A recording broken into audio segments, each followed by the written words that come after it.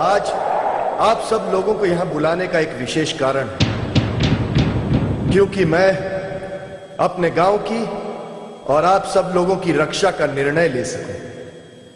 जिस तरह से मुझे आप लोगों की रक्षा करनी चाहिए थी, उसमें मैं पूरी तरह से सक्षम नहीं।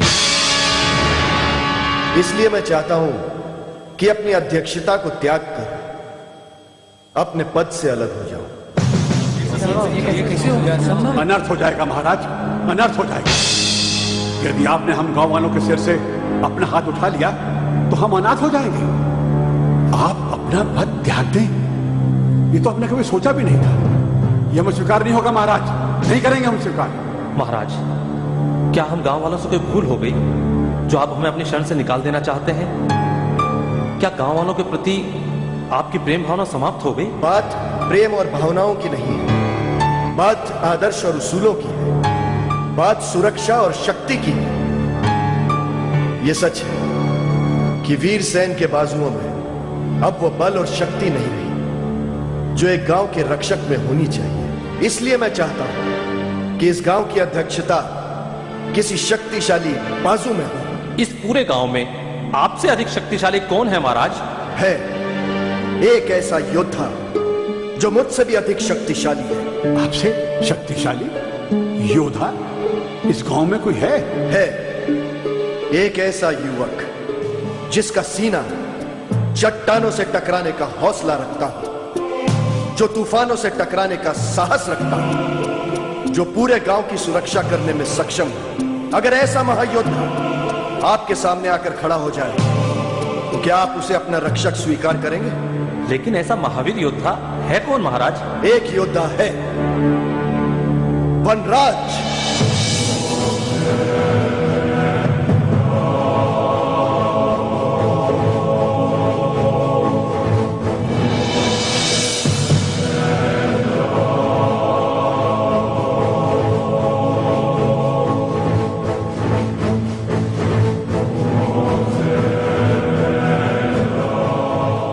आओ बेटा।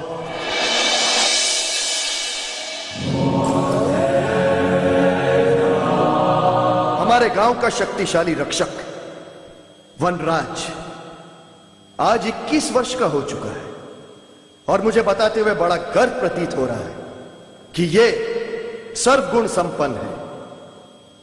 अगर मेरे स्थान पर वनराज को इस गांव का अध्यक्ष बना दिया जाए तो क्या आप लोग वनराज को स्वीकार करेंगे?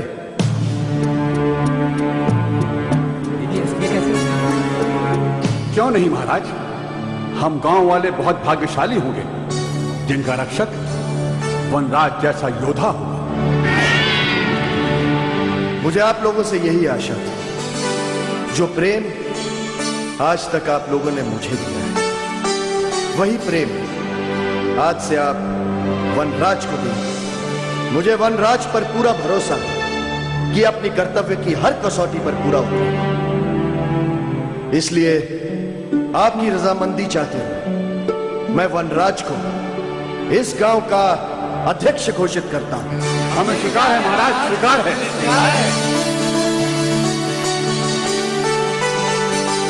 मैं आप सबका आभारी हूं। बेटा, अपनी मां का आशीर्वाद लो।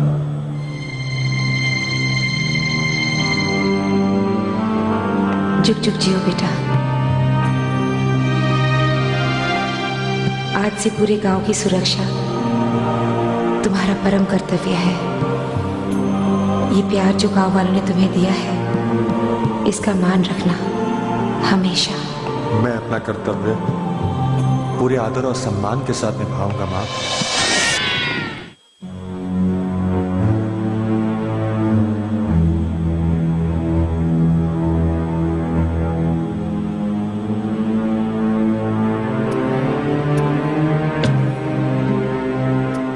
पद्मा,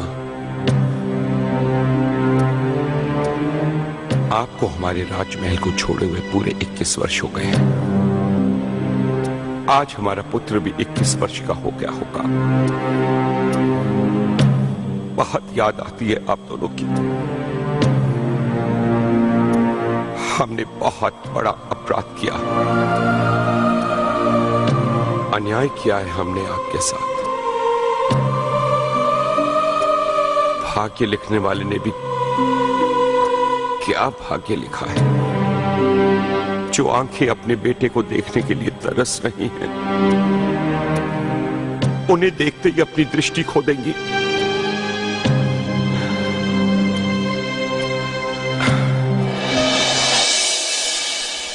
पद्मा, एक बार वापस लौट आओ ताकि हमें हमारा सुख और चैन वापस मिल सके। काश हमने आचार्य रुद्रनाथ की बात को स्वीकार नहीं किया होता, तो आज राजकुंवर हमारे राज्य के उत्तराधिकारी होते। आप दोनों के बगैर हम बहुत तन्हा हैं। मेरी समझ में नहीं आता महाराज, वो अपशकुनी पुत्र जो आपके विनाश का कारण बनने वाला था, उसके लिए आप आज भी आंसू बहा रहे हैं। और वो जवान पुत्र जो दिन रात आपकी सेवा में लगा हुआ है, उसके पास देखने के लिए आपके पास वक्त ही नहीं। आप किसकी बात कर रही हैं रानी? आप अच्छी तरह जानते हैं मैं किसकी बात कर रही हूँ। चलिए महाराज, मान लिया आप हमारे लिए और सुवर्णा के लिए अच्छे पति नहीं साबित हो सके, कम से कम अपने पुत्र भानु प्रताप सिंह के लिए अच्छे पिता साबित होकर दिखाइए। राजकुंवर भानु प्रताप सिंह अगर इस लायक होते तो हमने कब का उन्हें राजगद्दी पर बिठा दिया होता। ये कहकर आप अपने पुत्र का अपमान कर रहे हैं महाराज। हम अपमान नहीं कर रहे, सिर्फ इतना कहना चाहते हैं कि वो राजगद्दी के लायक नहीं है। और वो अभिशापी पुत्र वो राज सिंहासन के लायक था। धन्य है आचार्य रुद्रनाथ जी, जिन्होंने सही समय पर आकर हमें उस मनहूस के बाद। मनहूस मत कहो उसे। भगवान करे वो जहां भी हो सुखी हो। सुखी कैसे रह सकते हैं वो, जिस औरत ने एक पत्नी का अधिकार मुझसे छीन लिया, जिसने मुझे सुख चैन से जीने नहीं दिया, उसके पुत्र को अभिशाप तो मिलना ही था। महारानी पद्मा हमें सबसे प्रिय थी और उनके खिलाफ हम एक शब्द नहीं सुनना चाहेंगे। ठीक है महाराज, फिर आप अपनी जिद को सीने से लगाए रखिए और इंतजार करते रहिए अपने वारिस और जान से भी प्यारी पद्मा का। और वो लोग जो आपकी आंखों के सामने हैं, उनके अधिकारों की हत्या करते रहिए। क्या यही आपका कर्तव्य है? क्या यही आपका न्याय है? ये अन्याय नहीं तो और क्या है? महाराज ने अभी तक अपने जवान पुत्र को राज्य का उत्तराधिकारी घोषित नहीं किया है। अरे वो तो उसकी प्रतीक्षा कर रहे हैं जिसे मरे हुए 21 वर्ष बीत गए। छोटी माँ, महाराज की तलवार में अब संग लग गया है और यही समय है जब मुझे विद्रोह कर देना चाहिए। मैं इस राज्य का राज सिंहासन पलट कर रख दूंगा। तुझे किसकी प्रतीक्षा है भानु? एक बात याद रख, अधिकार अगर ना मिले तो उसे छीन लेना चाहिए। विद्रोह कर, विद्रोह। छोटी माँ तेरे साथ है। नहीं नहीं, विद्रोह करने की कोई आवश्यकता नहीं है। मैं अभी अभी महाराज से मिलकर आ रही हूँ। मैंने उन्हें उनका कर्तव्य याद दिलाया है, अब उन्हें सोचने दो। हो सकता है कि विद्रोह किए बिना ही तुम्हें तुम्हारा अधिकार मिले। नहीं माँ, नहीं। अब मैं और इंतजार नहीं कर सकता। अगर पिताश्री ने तुरंत मुझे राजपाट नहीं सौंपा तो उन्हें मेरे विद्रोह का सामना करना पड़ेगा। विद्रोह करने से कुछ नहीं प्राप्त होगा, कुछ नहीं मिलेगा तुम्हें। महाराज की शक्ति का सामना तुम कभी नहीं कर सकते। पराजय के सिवा तुम्हें कुछ नहीं मिलेगा। तो मैं क्या करूं? एक ओर महाराज के सामने तलवार लेकर खड़ा नहीं हो सकता और दूसरी ओर राज सिंहासन पर बैठ नहीं सकता। तो क्या मैं विद्रोह करने का साहस भी न करूं? साहस करो भानु, जरूर करो, परंतु आत्महत्या का नहीं, हत्या का। हत्या? किसकी हत्या? महाराज की हत्या। विद्रोह की यही पहली सीढ़ी है। ये तुम क्या कह रही हो सुपर्णा? भानु अपने पिता की हत्या करेगा? क्यों नहीं दीदी, इतिहास साक्षी है। राजगद्दी हासिल करने के लिए कितनी बार अपनों ने अपनों का खून बहाया है। नहीं नहीं नहीं सुपर्णा, ये उचित नहीं। क्या उचित नहीं है? सुहाग की रक्षा करना हमारा कर्तव्य है। सुहाग? सुहाग ने कौन सी रक्षा की है हमारी? कौन से अधिकार दिए हैं हमें? दो पत्नियों के होते हुए भी महाराज तीसरी को लेकर आ गए। नहीं दीदी, महाराज की हत्या में ही हमारी भलाई है। वाह माँ वाह, क्या नसीहत दी जा रही है पुत्र को। भाग्यश्री, मत लीजिए अपनी जुबान से मेरा नाम। आप एक माँ और एक पत्नी के स्तर से इतना गिर सकती हैं, ये मैं सोच भी नहीं सकती। सोचने और समझने का अधिकार तुम्हें किसने दिया? तुम्हें आवश्यकता नहीं है कि तुम राजमहल के कार्यों में हस्तक्षेप करो। मैं जो भी कह रही हूँ सबके हित की बात है। पति की हत्या में कौन सा हित छुपा है आपका?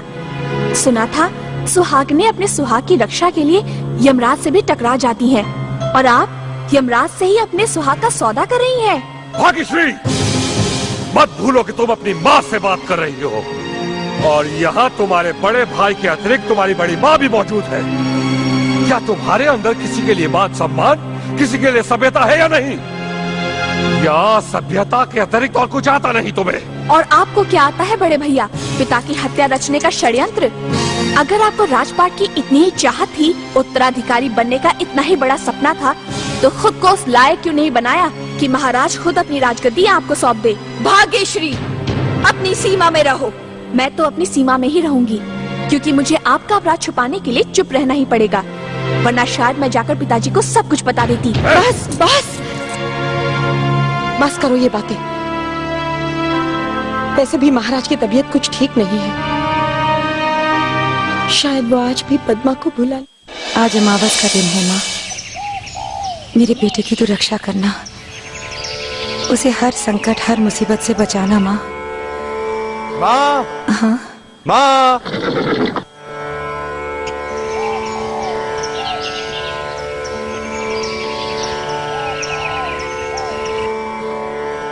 क्या बात है वनराज? माँ मैं जरा बाहर जा रहा हूँ। बाहर?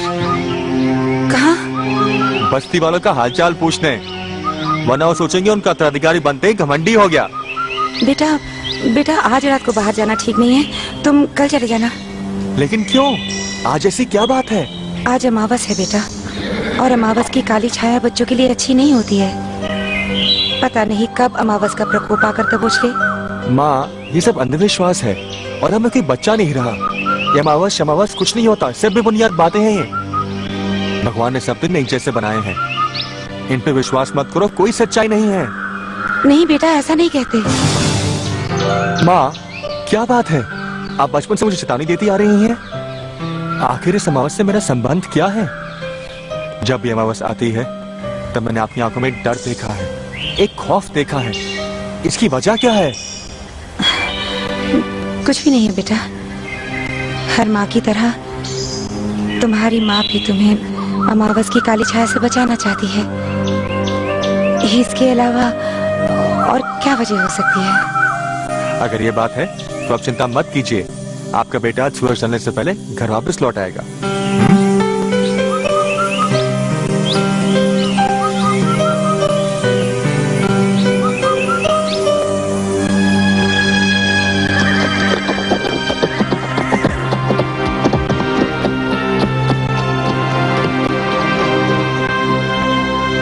पद्मा, आज पहली बार मुझे वनराज की बातों में शक का अंश झलकता हुआ नजर आ रहा है।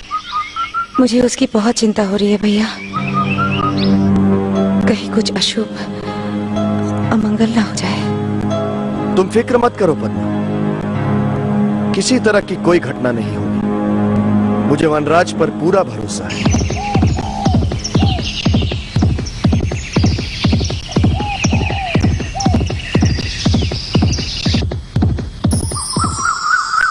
बद्री,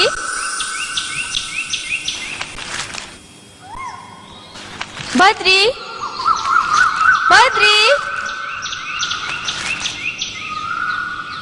बद्री,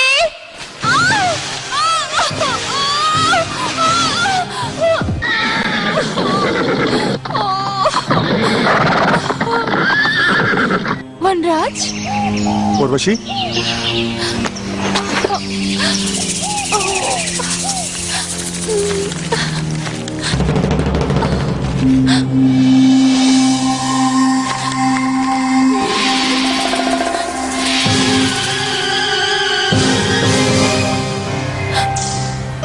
तू इस वक्त यहाँ जंगल में क्या कर रही है? तू यहाँ क्या करने आया था वनराज? अगर मैं यहाँ नहीं आता ना तो तेरा राम नाम सत्य हो चुका होता अभी तक। शुक्र बना, तेरी जान बचा दी मैंने। अरे तो कौन सा बड़ा उपकार किया मुझ पर, जान बचा ली तेरी। देख उर्वशी, तुम मुझसे ठीक से बात किया कर। ओहो, कबीले का युवराज बनते ही बड़ा घमंड आ गया है। इस गलतफहमी में मत रहना, मैं तेरा कोई मान सम्मान नहीं करने वाली। तू राजकुमार होगा, लेकिन मेरे लिए तो तू वही बचपन का वनराज है। देख, बचपन की बात और थी, अब मैं वो वनराज नहीं रहा, अब मैं यहाँ का युवराज बन चुका हूँ, समझी? समझ गई युवराज जी। अब आप ये बताइए, आप हमारे घर कब पधारे? क्यों, किस लिए? बाबा से मेरा हाथ मांगने के लिए। और किस लिए? अच्छा, तुम्हारा दिमाग तो ठिकाने पर है। मैं और तुमसे शादी करूंगा? अरे, मेरी शादी तो किसी राजकुमारी से होगी। अरे, ऐसे कैसे किसी और से शादी कर लेगा? तुझे पता नहीं, मैं बचपन से तेरे सपने देखती आई हूँ। मेरी शादी होगी तो सिर्फ तुझसे होगी। सपने कभी सच नहीं हुआ करते। जा, घर जा। नहीं, मैं घर नहीं जा रही। क्यों? तू इस वक्त यहाँ क्या करेगी? मैं बद्री को ढूंढने आई थी और उसे लेकर ही घर जाऊंगी। बद्री इस वक्त यहाँ क्या कर रहा है? बाबा ने उसे कोई काली बूटी लेने को भेजा था, अभी तक लौटा ही नहीं जंगल से। वैद्य जी को भी अचानक बैठे बिठाए क्या सोचती है? जब भी कोई काम बताएंगे, ऐसा काम बताएंगे जो संभव ही ना हो। अभी हवा की जड़ ले आना, हवा का कोई पौधा होता है जो उसकी जड़ ले आऊं? अभी नमक के पत्ते ले आऊं? भाई नमक का कोई पेड़ है जो उसके पत्ते ले आऊं मैं? अभी काली बूटी का बता दिया, कहाँ मिलेगी ये काली बूटी? चलो भी बद्री, ढूंढो काली बूटी, कहीं तो मिलेगी।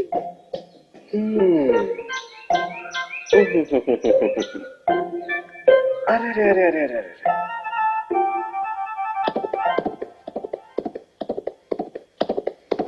वनराज, वनराज, वनराज, वनराज, वनराज, बहुत सही समय पर आए हो। वैद्य जी ने एक अजीब बला मेरे सिर पे मुड़ दी है। काली बूटी मंगवाई है। हाँ? तुझे कैसे मालूम? मुझे मालूम है। रुक, मैं भी ढूंढ कर देता हूँ। चल बद्री।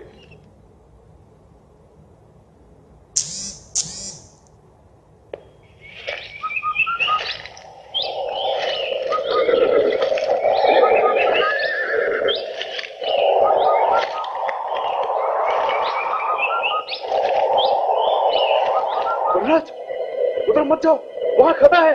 फिक्र मत करो बद्री, तुम्हारी काली बूटी यहीं मिलेगी।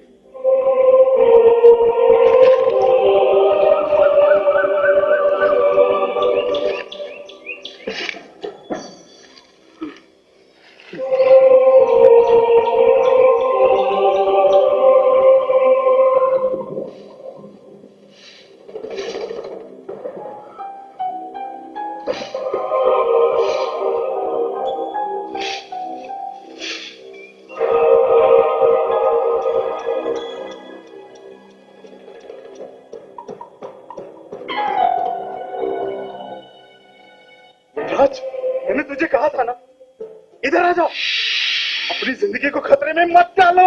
नहीं चाहिए मुझे काली बूटी। हट जाओ, वरना ये सारे नाग तुझे डस लेंगे। हट जाओ यहाँ से, हट जाओ। मुझे कुछ नहीं होगा। काली बूटी तुम्हारे लिए बहुत जरूरी है, वरना वैद्य जी तुम्हारी जान खा जाएंगे।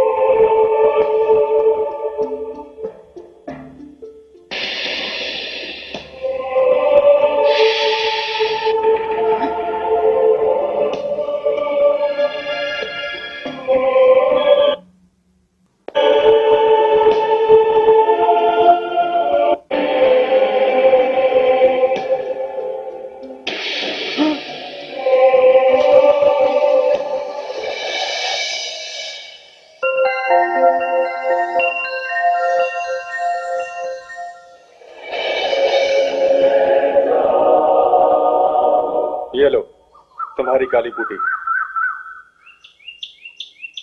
वनराज, तुमने मेरे लिए अपनी जान को खतरे में डाला, तुम वाकई में सच्चे दोस्त हो। हमेशा मुसीबत के समय तुम मेरे काम आए हो। बचपन से लेके आज तक तुमने मेरी बहुत सहायता की है। बहुत प्यार करते हो ना तुम मुझसे। ये भी कोई पूछने वाली बात है बद्री? आखिर तुम मेरे बचपन के सबसे प्यारे दोस्त हो। अब राजगद्दी पर बैठने के बाद तुम बदल तो नहीं जाओगे? ये तो कैसी बातें कर रहा है बद्री? जो तो मेरे लिए बचपन में था हमेशा वही रहेगा। चल जा, अब तो घर जा, बाबा तेरा इंतजार करे।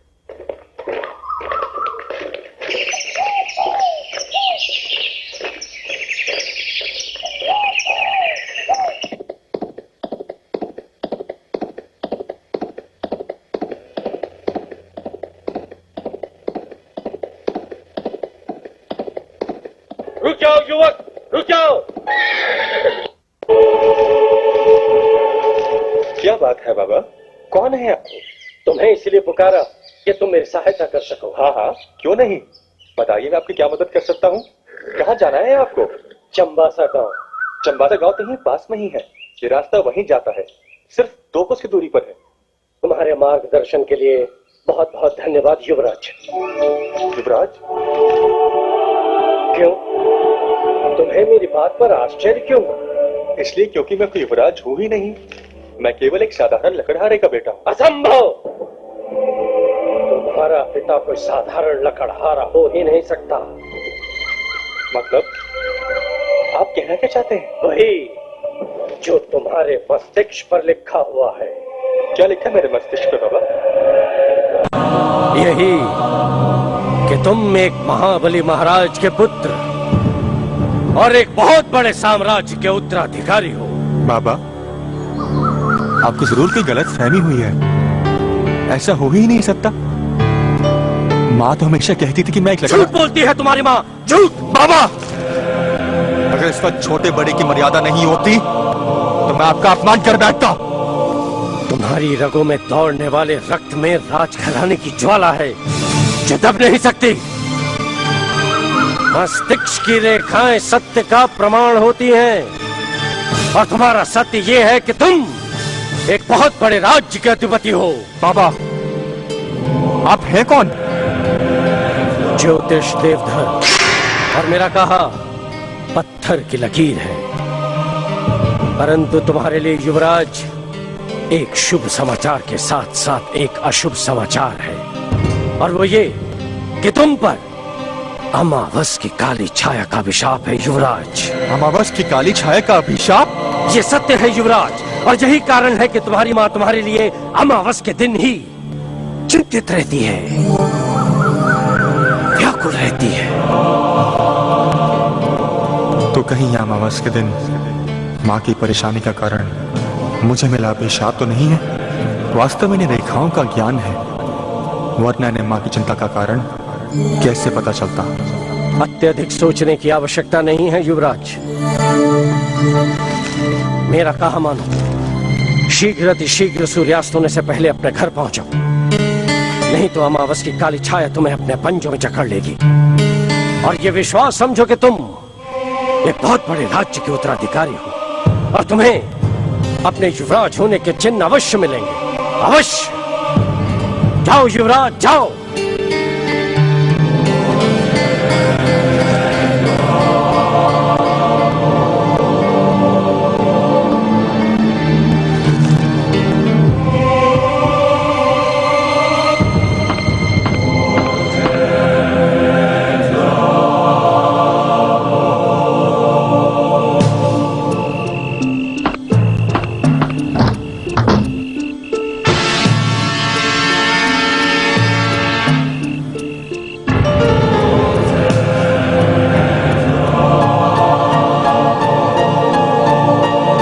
वनराज, क्या चाहिए तुम्हें? क्या ढूंढ रहे हो?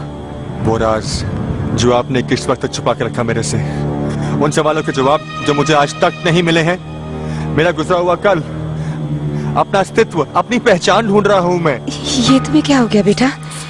तुम किस तरह की बातें कर रहे हो? हाँ, माँ, मैं कौन हूँ? किस राजघराने से मेरा संबंध है? मेरे पिता कौन है? कहाँ है वो? तुम्हारा संबंध किसी भी राजघराने से नहीं है। और ना ही तुम किसी महाराजा की औलाद हो। तुम केवल एक लकड़हारे के बेटे हो, बस। माँ, मैं नहीं मानता मैं एक लकड़हारे का बेटा हूँ। अगर मैं हूँ तो मेरे पिता कहाँ हैं? वो हमसे मिलने क्यों नहीं आते? वो क्यों मुझे एक बेटे का अधिकार नहीं देते? वो क्यों एक पत्नी को पति का अधिकार नहीं देते? क्यों? वो आएंगे बेटा, जरूर आएंगे, और उस दिन तुम्हें तुम्हारे हर सवाल का जवाब मिल जाएगा। बेटा, तुम्हारे पिता को साजिश करके बंदी बना दिया गया था। उनके दिल को, उनकी सोच को, उनकी आंखों को, हर एक चीज को बंदी बना दिया गया। एक मजबूर लकड़हारा बेचारा कर भी क्या सकता था? सोने के धागों से बने हुए कीमती वस्त्र जो बचपन में मुझे पहनाए गए थे, एक लकड़हारा अपनी सारी उम्र की कमाई से ऐसे वस्त्र नहीं बना पाता। मां, सच क्या है? मैं सिर्फ ये जानना चाहता हूँ। जो जीवन तुम गुजार रहे हो, सच वही है। मैं सच हूँ, तुम सच हो, ये घर सच है, और कुछ भी सच नहीं। क्या सच नहीं है कि मैं एक महान राज्य का युवराज हूँ, एक बड़ी सल्तनत का राजकुमार हूँ? राजकुमार तो तुम हो बेटे, एक महान राज्य के ना सही, एक छोटे से कबीले के तो हो। तो क्या ज्योतिषी देवता ने मुझे बताया है वो सब झूठ है?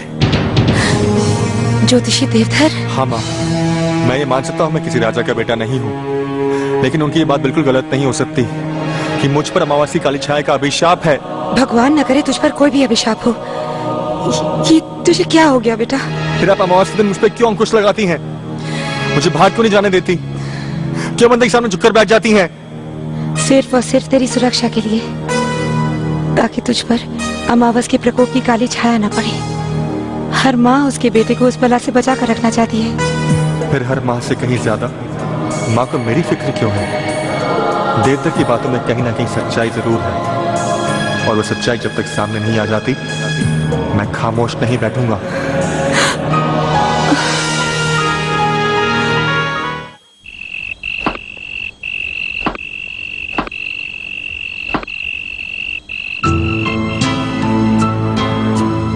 अगर मुझ पर अमावस्या का श्राप है तो इस श्राप का अनुभव करना मेरे लिए अत्यंत आवश्यक है। नहीं, शायद मुझसे बहुत बड़ी भूल हो गई। अगर माँ की बातों में सच्चाई है तो इसका परिणाम मेरे सामने जरूर आएगा। इस अमावस्या का परिणाम क्या होगा ये आज ही मुझे देखना है। मुझे वनराज को नहीं बताना चाहिए था कि वो अमावस का श्रापित है। डर ये है कि कहीं वो रात के अंधेरे में घर से निकलने का साहस न कर बैठे। मुझे अमावस का प्रकोप देखने के लिए आज रात ही निकलना पड़ेगा। अगर निकल गया तो अनर्थ हो जाएगा। हाँ।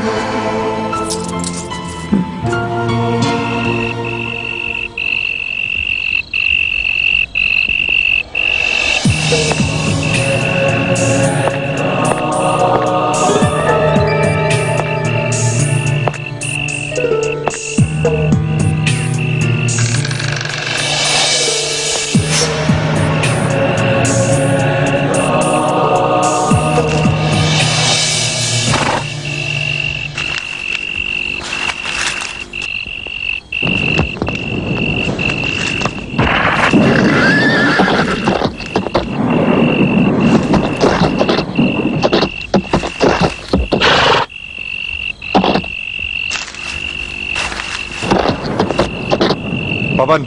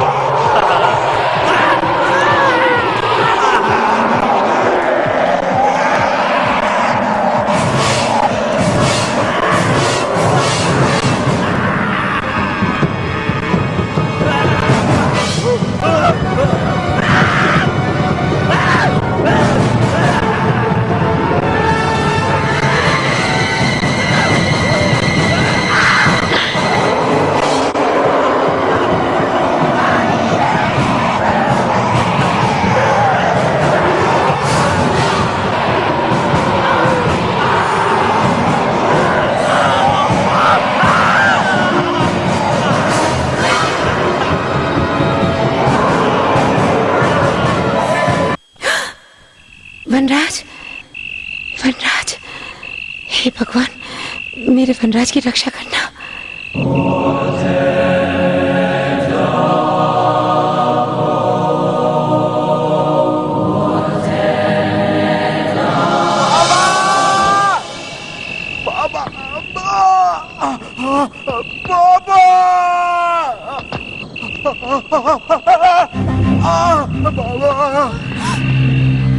बद्री, बद्री, बद्री, बद्री, ये क्या हो गया? बद्री, बद्री तुम घायल कैसे हो गए? बद्री तुम्हें कुछ नहीं होगा, मैं बाबा को बुलाती हूँ। बाबा! क्या बात है बेटी? बाबा! बद्री, बद्री, तुम्हारी ये हालत किसने की? बद्री बेटा, बद्री बेटा, क्या हुआ? बाबा, तू बुरी तरह से घायल हुआ है। पंजों का जख्म है, पंजों के। लगता है किसी जानवर ने हमला किया इस पर। मैं दवाई लेकर आता हूँ बेटी, मैं दवाई लेकर आता हूँ। बद्री, किसने घायल किया तुम्हें बद्री? हाँ बताओ, बताओ बद्री। बाबा! ले बेटा ले, अब तू ठीक। बद्री! बद्री! नहीं बद्री, बाबा, बद्री बेटा, क्या हुआ है बद्री को? क्या हुआ है बद्री को बाबा? बाबा क्या हुआ है इसे? बद्री बेटा, बद्री बेटा, बद्री बेटा, बाबा क्या हुआ है बद्री को? क्या हुआ है? बद्री हमें छोड़कर चला गया बेटी। वनराज, वनराज,